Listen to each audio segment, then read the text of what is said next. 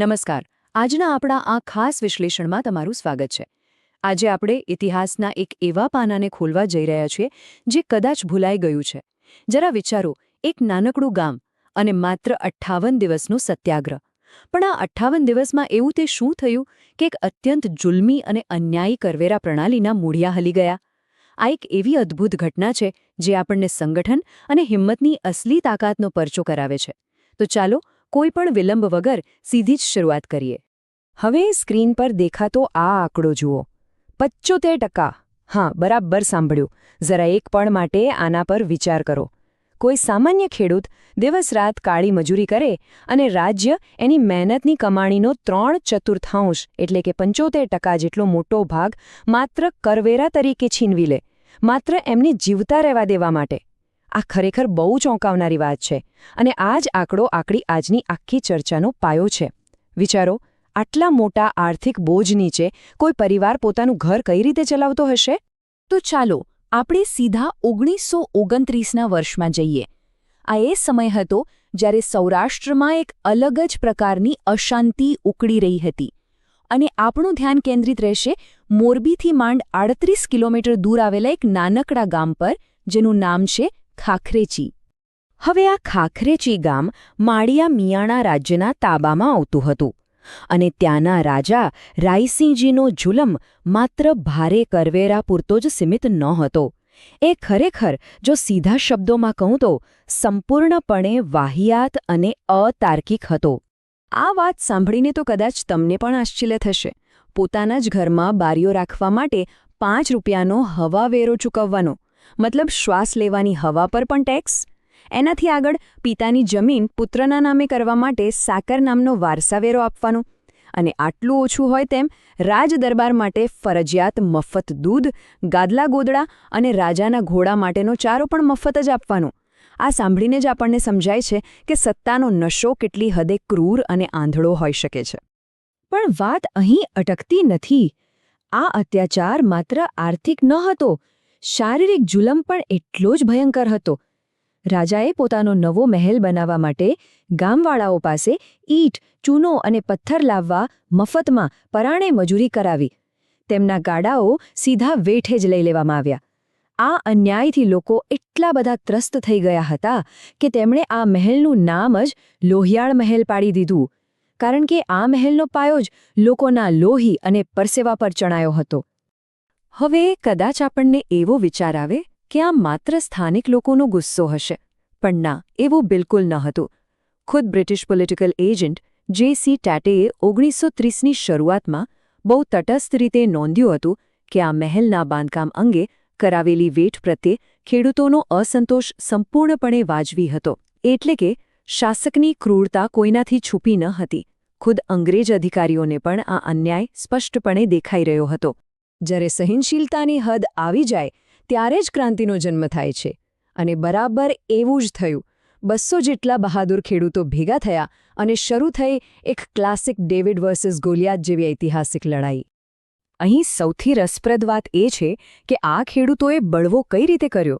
સાબરમતી આશ્રમના અનુભવી મગનલાલ પાનાચંદ વોરાના નેતૃત્વમાં તેમણે એકદમ બધું જ આપવાની નાણો પાડી દીધી. તેમણે બહુ જ ચતુરાઈથી એક લક્ષ્મણ રેખા દોરી. તેમણે કહ્યું, જુઓ, અમે રાજાને પાકનો હિસ્સો ચોક્કસ આપીશું, પણ આજે પરાણે કરવામાં આવતી મજૂરી, મફત દૂધ અને છાણા આપવાની પ્રથા છે ને, એનો અમે સદંતર ઇનકાર કરીએ છીએ. બસ આ જ એક ક્ષણ હતી જ્યારે 27 નવેમ્બર 1929ના રોજ ઔપચારિક રીતે આ સત્યાગ્રહની શરૂઆત થઈ. હવે પોતાની સત્તા સામે આટલો મોટો પડકાર ફેંકાય એટલે રાજા ચૂપ તો બેસે નહીં. બળવાને કચડી નાખવા માટે રાજાએ અત્યંત કઠોર અને આકરા પગલાં ભરવાનું શરૂ કર્યું. આ 24,000 મણનો આંકડો જરા ધ્યાનથી જુઓ. આ માત્ર અનાજ નથી, આ ખેડૂતોના સંઘર્ષની કિંમત છે. રાજ્યે શું કર્યું? ખેડૂતોના ખેતરમાં પડેલા અનાજ પર જપ્તી બેસાડી દીધી અને એમાં પાછું પડ્યા પર પાટું વાગ્યું, કારણ કે એ જ સમયે માવઠું પડ્યું, એટલે કે કમોસમી વરસાદ. પરિણામે ખેડૂતોની આકરી મહેનતનું 24,000 મણ જેટલું અનાજ પૂરેપૂરું બરબાદ થઈ ગયું. છતાં આ ખેડૂતોની મક્કમતા તો જુઓ. આટલું મોટું આર્થિક નુકસાન થવા છતાં તેમણે શરણાગતિ સ્વીકારવાની ચોખ્ખી ના પાડી દીધી.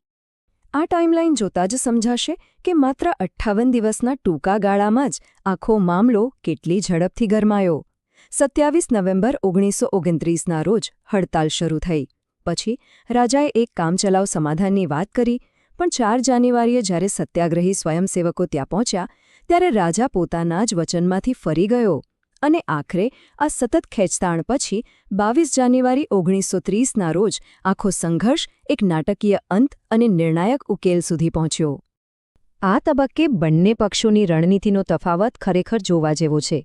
એક તરફ રાજાએ ક્રૂરતાની બધી જ હદો વટાવી દીધી, 18 આગેવાનોને જેલમાં ધકેલી દીધા, રાત્રે 12થી લોકોના ઘરોના દરવાજાને સાંકળો મારી દીધી અને એટલું જ નહીં, વિદેશી પોલીસ બોલાવીને લોકોને કુદરતી હાજતે જવા માટે પણ ગામની બહાર જવાની મનાઈ ફરમાવી દીધી. સામે પક્ષે ખેડૂતોનો રિસ્પોન્સ જુઓ. તેમને કાઠિયાવાડ સત્યાગ્રહ દળ, 2000 જેટલા બહારના સ્વયંસેવકો અને ખુદ મહાત્મા ગાંધી જેવા નેતાઓનો જબરદસ્ત ટેકો મળ્યો. ખેડૂતોએ એકતાની એક એવી મજબૂત દિવાલ ઊભી કરી દીધી જેને તોડવી રાજા માટે અશક્ય બની ગઈ. હવે આ બધી ઘટનાઓ કંઈ છુપી રહેવાની નહોતી. મુંબઈ અને દિલ્હી સુધી વાત પહોંચી ગઈ. મણિલાલ કોઠારી નામના નેતાએ તો આ લડત માટે 1000 રૂપિયાનો ફાળો પણ એકઠો કરી લીધો.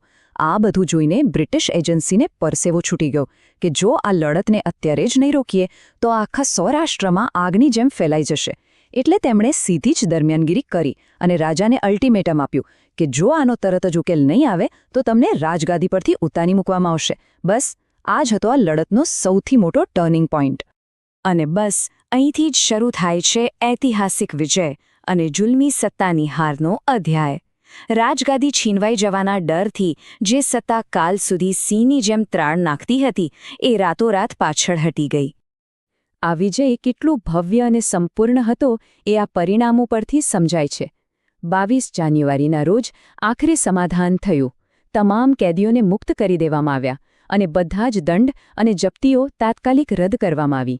એટલું જ નહીં, આ ઘટનાનો પડઘો એટલો ઘેરો પડ્યો કે માત્ર 2 મહિના પછી 20 માર્ચ 1930ના રોજ રાજા રાયસિંઘજીએ પોતાના પૌત્રની તરફેણમાં રાજગાદી છોડી દીધી અને કમનસીબે તેના માત્ર 5 જ મહિના પછી તેમનું અવસાન થયું.